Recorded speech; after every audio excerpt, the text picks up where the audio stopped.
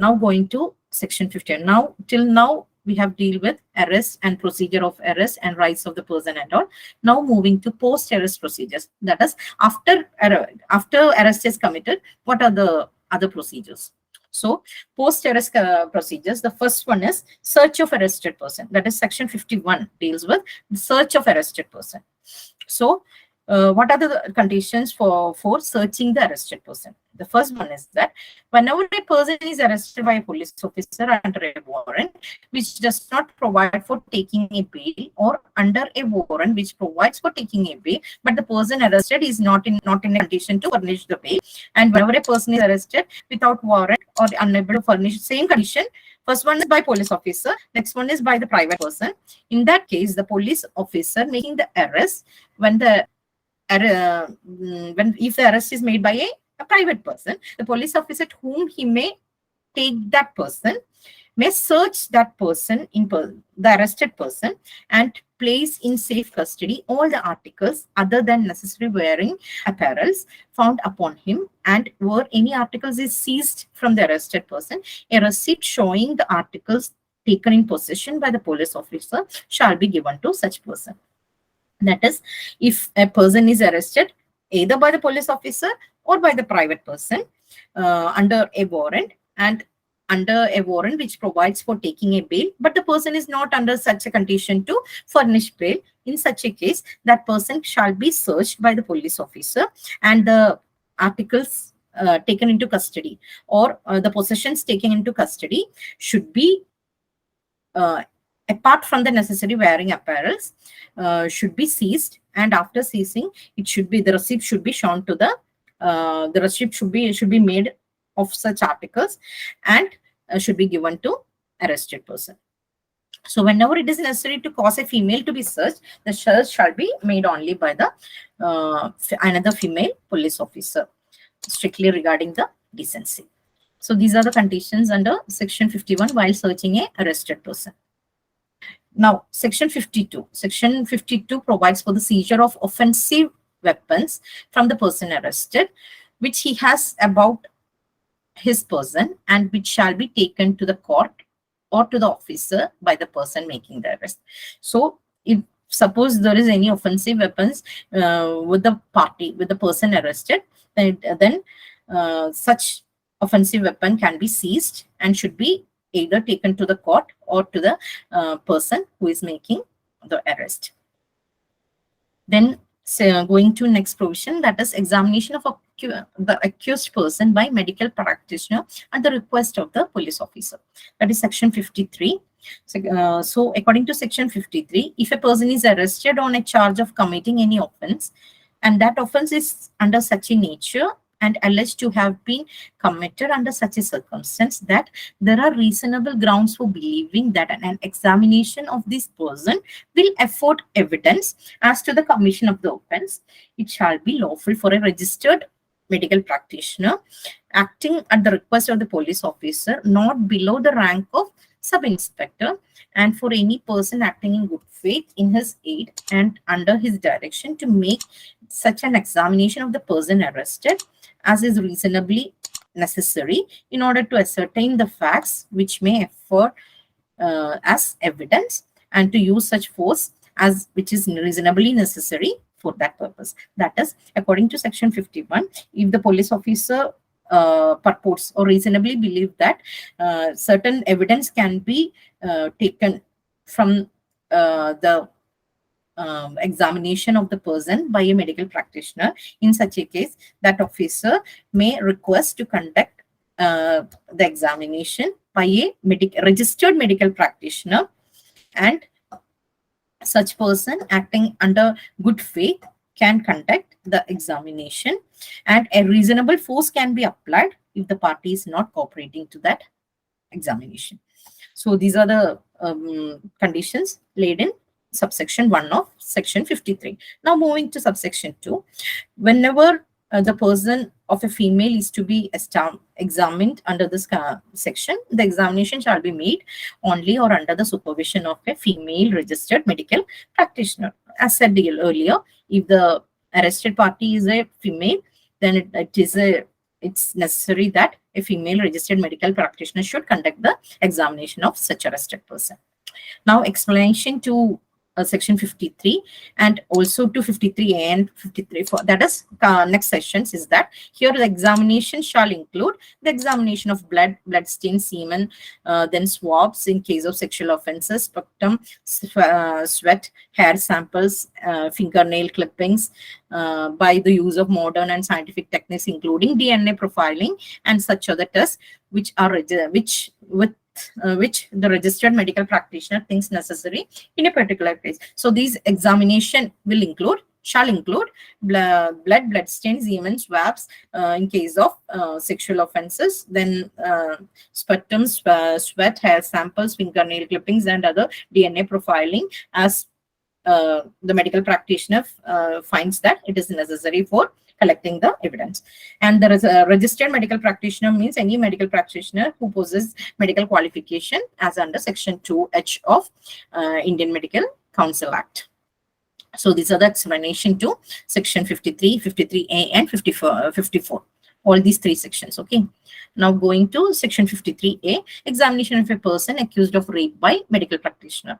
As we said earlier, suppose that person is accused of rape, offense of rape, and such there are reasonable grounds for believing that examination of such person will provide any evidence towards the evidence. In such a case, a registered medical practitioner employed in the hospital run by the government within 16-kilometer radius from the place where the offense has been committed can conduct the examination. And if that person is not cooperating, a reasonable force can be applied for conducting the examination. That is the first condition. And the second condition is that the registered medical practitioner conducting such examination shall without any delay examine such person and prepare a report of his examination. And the report should contain. So after examining the person, that a report should be prepared by the medical practitioner, and the report should contain the name and address of the accused and the person by whom he was brought. The name and address and the person who brought that accused. Then age of the accused, mark of any injury on the person, or the description of materials taken from the person of the accused for DNA profiling and other material particulars in reasonable detail. So all these details should be included in the report given by the medical practitioner in case of rape. And next one is the report shall state precisely the reason for each conclusion arrived at. So what are the conclusion arrived and what are the reason for arriving to such conclusion should be detailedly written in that report. Then the exact time of commencement and completion of the examination shall also be noted in the report. The report should also include the exact time of commencement and completion of the examination. And the registered medical practitioner shall without any delay forward this report of the investigation to the investigating officer, who shall forward this report to the magistrate. So after preparing the report, it should be without any delay, it should be forwarded to the investigating officer, which in turn will be forwarded to the magistrate. So this is the procedure of my examination in case of offense of accused of rape, person accused of rape. Then examination of arrested person by a medical officer. Again, section 54. When a person is arrested, he shall be examined by the medical officer in the service of central or state government, and in case the medical officer is not available, by a registered medical practitioner soon after the arrest is made. So if any person who is arrested, he should be examined by the medical officer in the service of state or central government, or if in case not available, by any registered medical practitioner. Then provided that whether the arrested person is a female, the examination of the body shall be made only under the supervision of a female medical officer. And in case female medical officer is not available, by a female registered medical. So in case of a female accused person, arrested person, the examination should be conducted by a female registered medical practitioner, and the medical officer or the registered medical practitioner so examining the arrested person shall prepare a record of such examination, which we already discussed, mentioning during if there is any injuries or marks or mark of violence upon the person arrested, and the approximate time when such injuries or mark has been inflicted.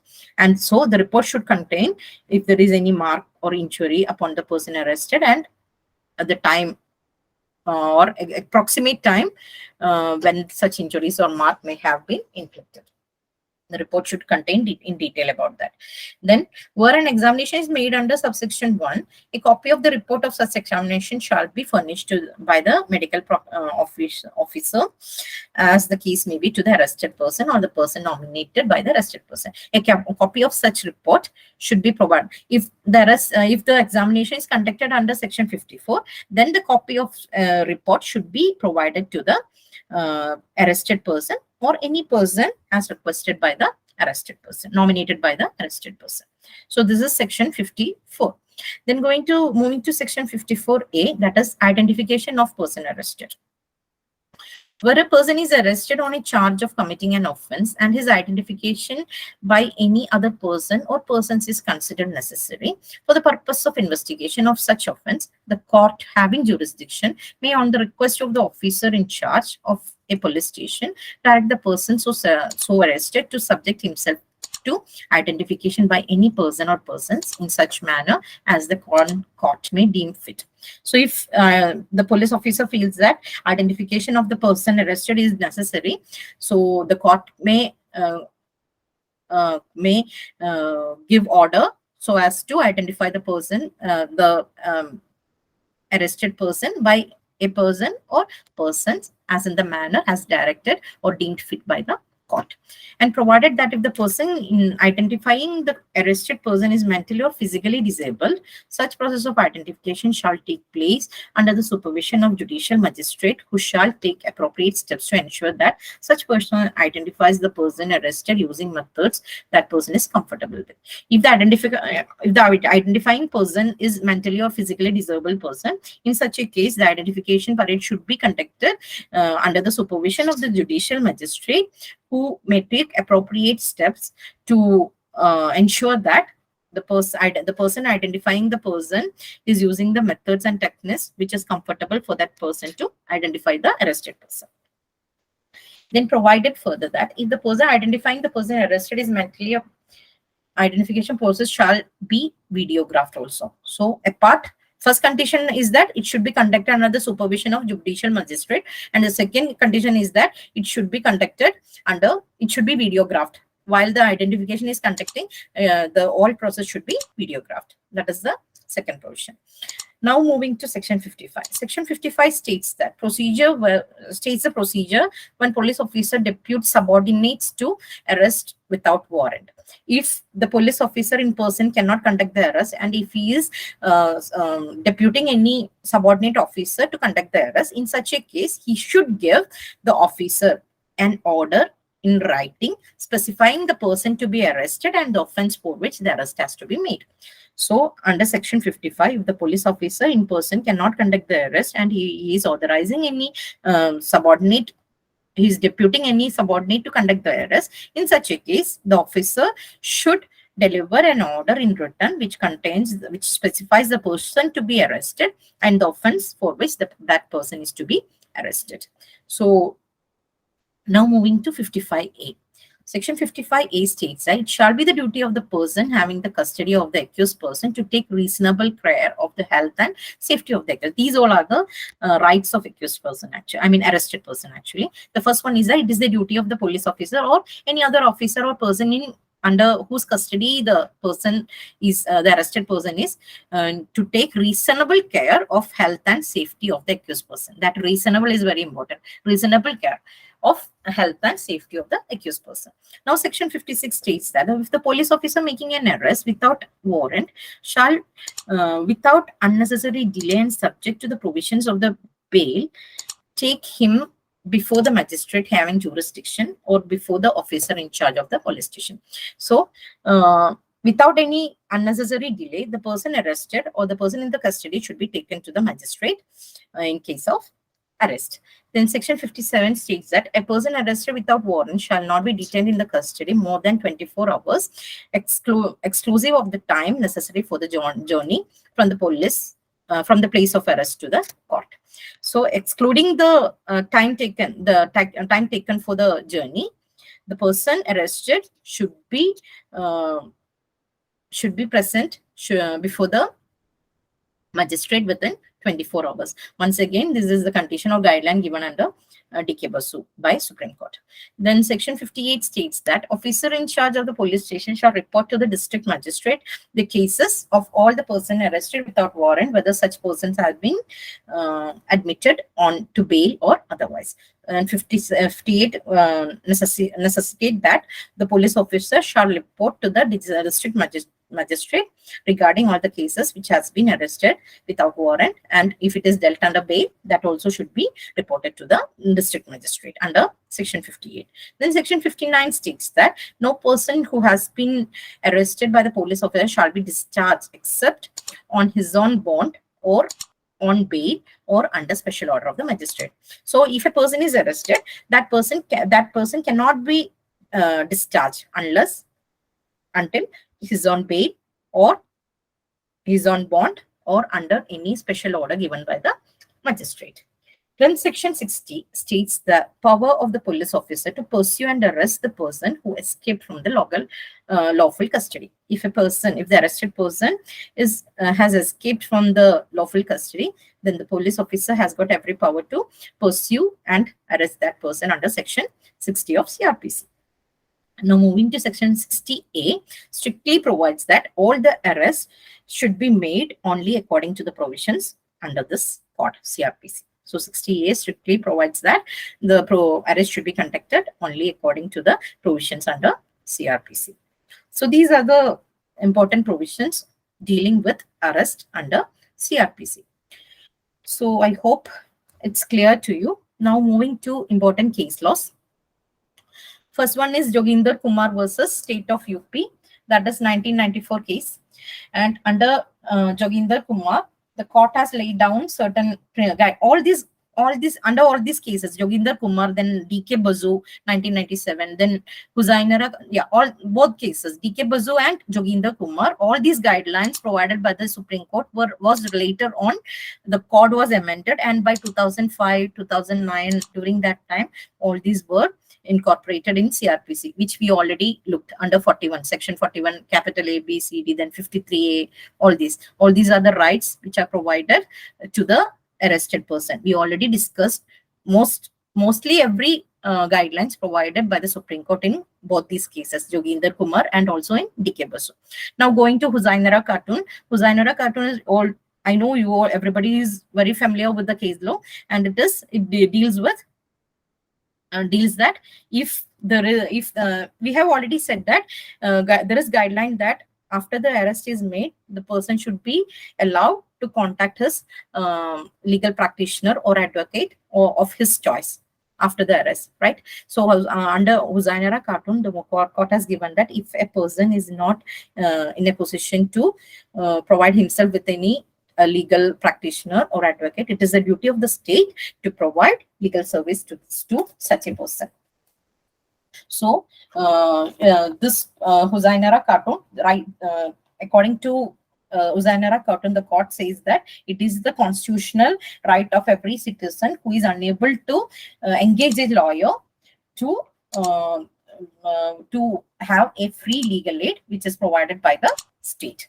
So Husainara Khatun is an important case law where the court said that it is a duty of the state to provide free legal aid to such person for whom it is not available to engage a legal practitioner or advocate due to his poverty. Then going to CBI versus Anupam J. Kulkarni. So it is in this case law, the Supreme Court has laid down the guidelines governing the arrest, and when investigation cannot be conducted within 24. We have already stated that within 24 hours, excluding the time of journey, the person should be produced before the magistrate. If in such a case, the police officer, they are not able to complete the investigation and produce the person before the magistrate, then what are the conditions? What are the guidelines? The guidelines provided by the court, that is given in CBI versus Anupam J. Kulkarni. So the court had said that judicial magistrate can authorize the custody to the police or judicial for 15 more days in whole.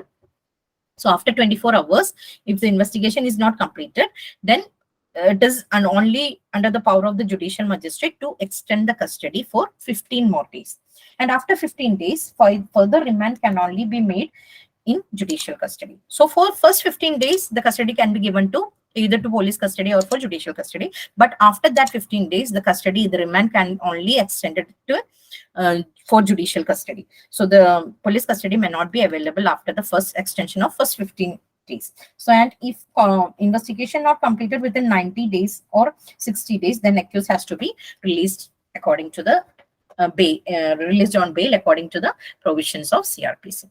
So this is Dalton CBI versus Anupam J. Kulkarni. So that is all. The different news reported in Hindu, which I consider it has a constitutional importance. And the second issue reported by this Hindu, which is I think is a constitutional